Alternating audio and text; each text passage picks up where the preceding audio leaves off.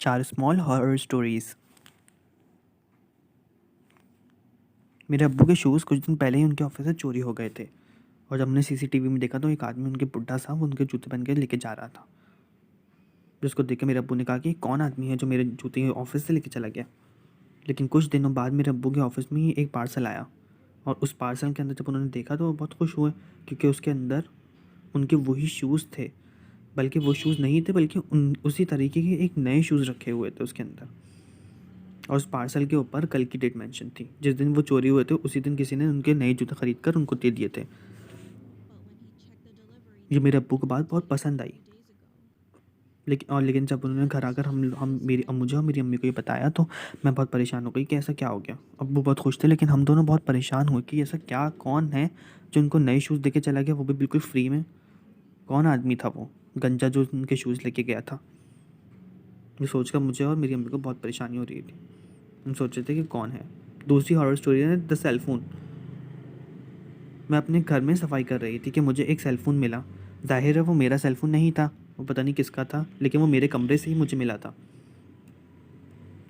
अब मैं उसके अंदर देख रही थी कि उसके अंदर है क्या।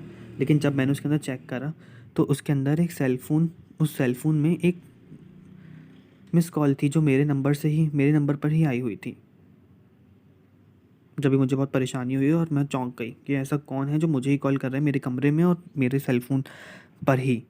लेकिन वो किसी दूसरे का सेल फ़ोन था और उस पर पहली मेरी ही मिस कॉल थी।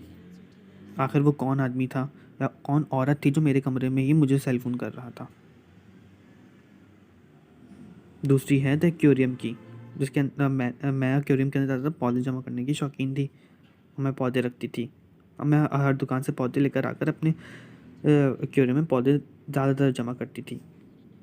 एक रात में सो रही थी कि मैंने अपने बिस्तर पर पलट कर देखा तो वहाँ पर मुझे कुछ महसूस हुआ। जब मैंने पलट के देखा तो वहाँ एक औरत थी जो बिल्कुल पागल सी लग रही थी और वो एक भूत टाइप थी क्योंकि उसकी गर्दन मेरी तरफ थी और उसका आगे का जिस्म उसकी तरफ।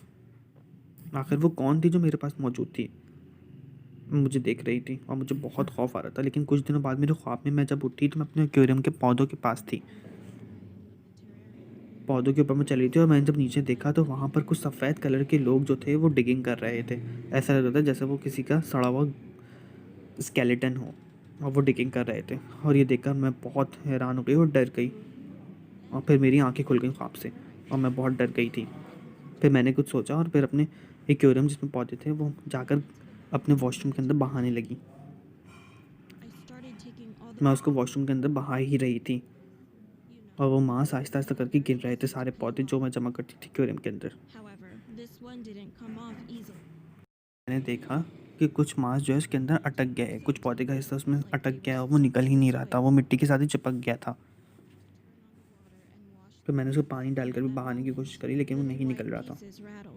फिर मैंने जब उसके अंदर देखा तो उसके अंदर वही हड्डियाँ गिर रही थी जैसे मेरे ख्वाब में हुआ था, जो स्केलेटन डिग कर रहे थे। और ये देखकर मैं बहुत परेशान हो गया। मैंने उसको उसके ऊपर ही डाल दिया और भाग गई वहाँ से।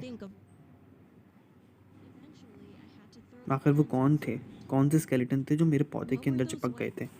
क्या वो ख्वाब सच्ची था? ये सोचकर मुझे बहुत डर लगा। चौथी हमारी स्टोरी द पिक्चर। मेरे 2 क्लास के बच्चों ने खुदकुशी कर ली थी और वो दोनों एक साथ पीछे बैठे थे क्लास में। हम यही सोच रहे थे, हम तमाम दोस्त बहुत गम में थे कि हमारे 2 दोस्तों ने ऐसा क्यों किया। कुछ दिनों बाद हम घूमने गए थे और हमने पिक्चर्स ली थी अपनी ट्रिप की। आके जब हमने फ़ोटो में देखा तो हम लोग सब बहुत हैरान हो गए और बहुत ज़्यादा चौंक गए थे क्योंकि इस फ़ोटो में जो हमने देखा वो हम सब के लिए बर्दाश्त करने वाली बात नहीं थी। हम सब चिल्लाने लगे बहुत ज़ोर-ज़ोर से।